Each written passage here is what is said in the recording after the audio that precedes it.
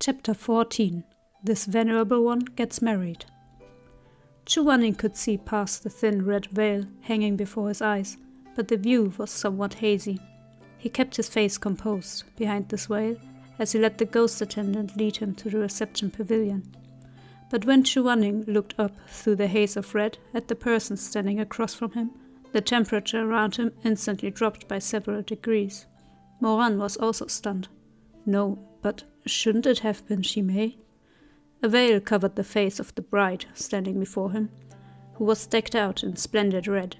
He couldn't clearly see the face behind the veil, but no matter how he looked at it, it was definitely Chuwaning's handsome but icy face currently glaring at him with an air of displeasure and full killing intent.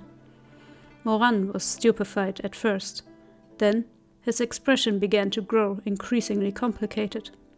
All kinds of emotions flashed across his face, before finally settling into a strange kind of silence as he stood face to face with Chuwaning, both of them staring uneasily at each other. It was then that the golden boy and jade maiden behind them giggled and clapped, and then started to sing.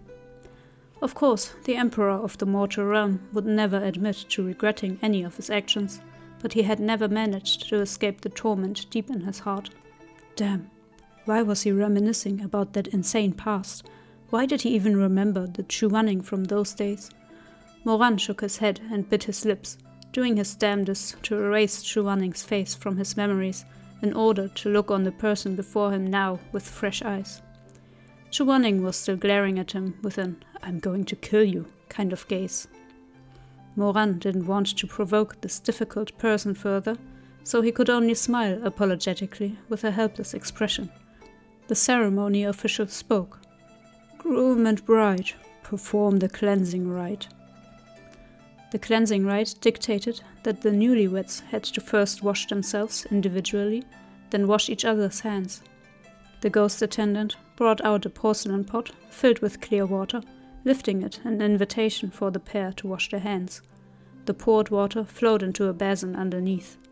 Chuwaning's face was full of loathing at the idea of having to wash himself and then his counterpart. Moran was absent-minded and silently washed Chuwaning's hands without making a fuss, but Chuwaning was ill-tempered and unceremoniously poured the entire pot on Moran, drenching half his sleeve. Moran stared at his drenched sleeve for a while, thoughts wandering. Though his face hardly showed any reaction, a faint light drifted across the depths of his ink-black eyes. His heart beat wildly as he thought, Chuwaning hasn't changed. He's never changed. His every action, every thought, in the last life and this, all of it was exactly the same, not the slightest bit different. He raised his head slowly, and for an instant, it felt as if he was back at Xisheng Peak, standing before Wushan Palace as Chuwaning walked toward him up a long stretch of stairs. In the next moment, he would kneel before Moran.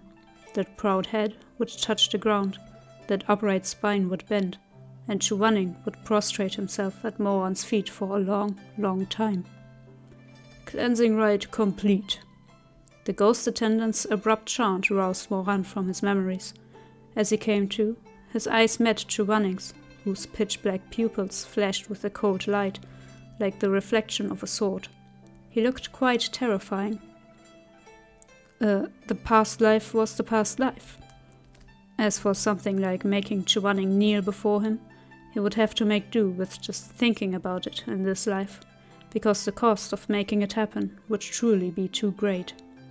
After the cleansing rite was the meat-sharing rite, then the wine-cup crossing rite.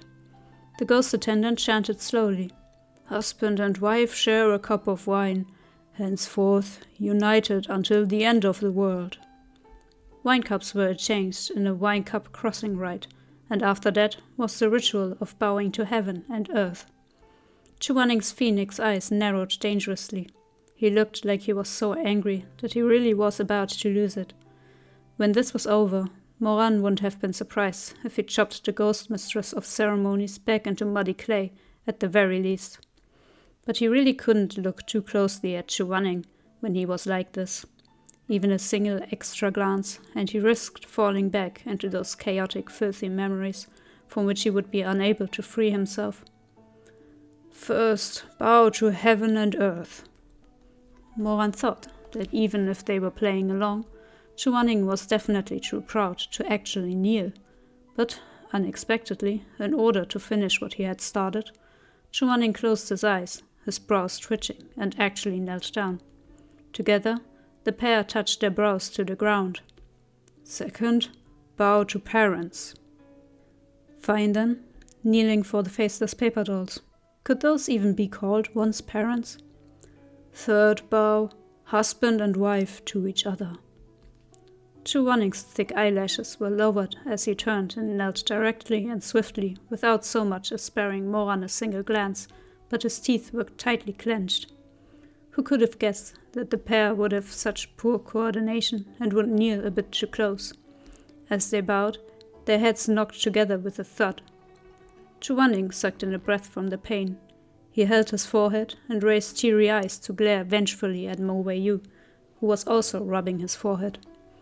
Moran could only mouth soundlessly, "Sorry." Chuaning didn't speak, face gloomy, and rolled his eyes. After that was the Jifa rite, where the ceremony official chanted, "Entwining their hair, new husband and wife, ensure their love shall ne'er be unwound." The ghost attendant offered a pair of golden scissors, and Moran couldn't help but flinch, worried that in his displeasure, Chuaning might just stab him to death.